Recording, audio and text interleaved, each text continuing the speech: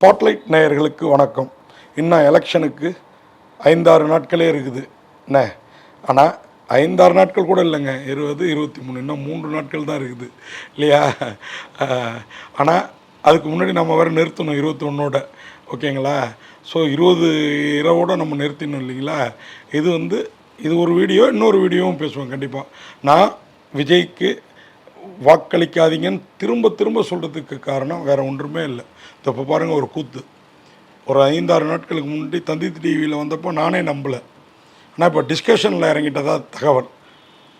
அதாவது தந்தி டிவியில் அட்லியோ இல்லை நெல்சனோ வச்சு விஜய் அடுத்த படம் அந்த ஜனநாயகன் லீக் அவுட் ஆனதுனால அந்த நஷ்டத்தை ஈடுகட்டுறதுக்காக அந்த தயாரிப்பாளருக்கு பண்ண போகிறாரு அப்படின்ற தகவல்.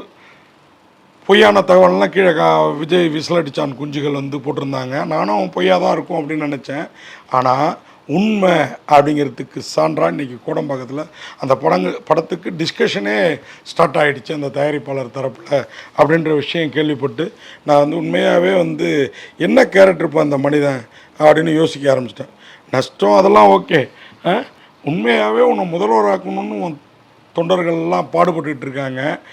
நானும் கூட இப்போது சமீபமாக கொடைக்கானல் பழனியெல்லாம் டூர் போனப்போ மற்ற கட்சிகளை விட அதிகமாக இந்த விசிலடிச்சான் குஞ்சுகள் தான் பிரச்சாரத்தில் ஈடுபட்டுருக்குறாங்க. நான் கண்கூட கண்டேன் இதை. அப்படிங்கிறப்போ நீங்கள் இந்த எலெக்ஷன் இல்லைனாலும் அடுத்த எலெக்ஷன் ஏன் அந்த 200 கோடியை ரூபாயாக அவங்களால திருப்பி கொடுக்க முடியாது அந்த தயாரிப்பாளருக்கு? படம் தான் நடித்து கொடுக்கணுமா? பட்டகாலிலேயே படம்னு திரும்பியும் பட்டுற போகுதுங்க அவருக்கு. உண்மையாகவே அதே மாதிரி ஜனநாயகன் எடிட்டிங் ரூம்லேருந்து தான் போயிருக்குங்கிறப்ப எனக்கு சந்தேகம் விஜய் மீது தான் திரும்ப வருது. ஏன்னா இவர் கூட ரொம்ப நெருக்கமாக அன்று முதல் இன்று வரை இருக்கிற திரிஷாவுடைய குளியலறை காட்சி, அதே மாதிரி இவர் கூட மின்னலை பிடித்து அந்த பாடலுக்கு அந்த படத்தில் அந்த கதாநாயகி அவங்களுடைய ரிச்சா பலோட் அவங்களுடைய அந்தரங்க வீடியோ லீக் ஆணுச்சு. இன்று ஜனநாயகன் படம் எலெக்ஷன் டயத்தில் ரிலீஸ் ஆகி அந்த பேர் வேறு யாருக்காவது கிடைக்கும் அப்படிங்கிற நம்பிக்கையில் இன்றைக்கு 3 பேரை எடிட்டிங் ரூம்லேருந்து பிடிச்சிட்டதாலாம் சொல்கிறாங்க. அவங்க என்றைக்கு உண்மையை சொல்ல போகிறாங்க? ஓகேவா. அப்போது விஜய் எவ்வளோ மோசமான ஒரு அரசியல்வாதி, நடிகராக இருக்கிறப்பவே இவ்வளோ மோசமாக ஒரு நடிப்புத்துறையிலே அரசியல் பண்ணிகிட்டு இருந்தவர் இன்றைக்கி அரசியலுக்கு வந்தால் என்ன ஆகும்? வந்துட்டார். ஒருவேளை அவர் கையில் ஒரு தொகுதி கிடைச்சா கூட என்ன மாதிரி நடந்துப்பார் அப்படிங்கிறத நீங்கள் யோசிக்கணும். பெரம்பூர் தொகுதியில் போய் வீடு வீடாக கோலம் போட்டு நான் மாற்று அரசியல்வாதின்னவர் என்ன மண்ணை கவுனார். இன்றைக்கி திருச்சி தொகுதிக்கு நேற்று போயிருக்கிறாரு. என்ன அதாவது இன்றைக்கி நான் பேசுகிறப்ப இந்த ஞாயிற்றுக்கிழமை இந்த வீடியோ இன்று ஞாயிறு ஒளிபரப்பாகலாம், இல்லை நாளை மண்டே திங்கட்கிழமை கூட ஒளிபரப்பாகலாம். இன்றைக்கி ஒளிபரப்பானா இன்றைக்கி திருச்சியில் போய் வாசல் தெளித்து கோலம் போட்டு ஒவ்வொரு தெருவாக போகிறாராம்.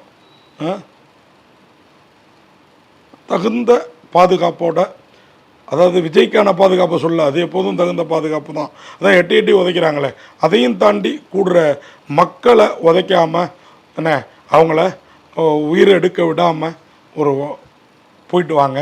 அந்த தொகுதியில் நீங்கள் பிரச்சாரம், உங்கள் தொகுதி நீங்கள் பிரச்சாரம் பண்ணி தான் ஆகணும், போங்க. ஆனால் அது உங்களுக்கு எகென்ஸ் ஆகிடாமல் பார்த்துக்குங்க. கோலம் போடுறேன், வாசல் தெளிக்கிறேன் அப்படின்னு வழக்கமான அரசியல்வாதிகளோட ஸ்டெண்டை செய்யாமல் திரும்பி வருவீங்கன்னு நம்புகிறேன். ஏன்னா பெரம்பூர் தொகுதியில் அந்த வேலையை தான் பார்த்தீங்க. அப்புறம் உங்களை எப்படி மக்கள் மாற்று அரசியல்வாதியாக எடுத்துப்பாங்க? இதெல்லாம் பண்ணுறப்ப அங்கே விசிலடிச்சாங்க குஞ்சுங்க ஒரு 10 பேர் இருப்பாங்க, தலைவன் கோலம் போடுறான் அப்படின்னு கை தட்டுவாங்க. உங்களுடைய ஓவிய திறமையை காட்டுறதுக்கு இது நேரம் இல்லை. உங்களிடம் உண்மையாக இருக்கிற திறமை அப்படி ஒன்று இருந்தால் அரசியலில் அதை காமிங்க. இவங்க கொடுக்குற 2000, 2500, 1000, 2000 அவங்க அறிவித்தாங்கன்னா நீங்கள் 2500 தராங்கிறது. இன்னும் பல மருத்துவ விஷயங்கள்லாம் நீங்கள் சொல்கிறது எல்லாம் நடைமுறைக்கு சாத்தியமா அப்படின்றத பார்த்துட்டு அவற்றில் கவனம் செலுத்துங்கள். விஜய் எலெக்ஷன் நெருங்கிடுச்சு, ரொம்ப பேச வேணான்னு நினைக்கிறேன். இப்படி விஜய் கோலம் போடுறது, வாசல் தெளிக்கிறது, இதற்காக அரசியல்வாதி ஆகலை.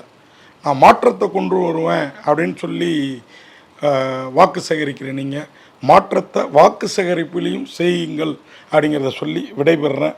நன்றி, வணக்கம். இந்த வீடியோ உங்களுக்கு பிடிச்சிருந்தா லைக் பண்ணுங்கள், கமெண்ட் பண்ணுங்கள், ஷேர் பண்ணுங்கள், சப்ஸ்கிரைப் பண்ணுங்கள்.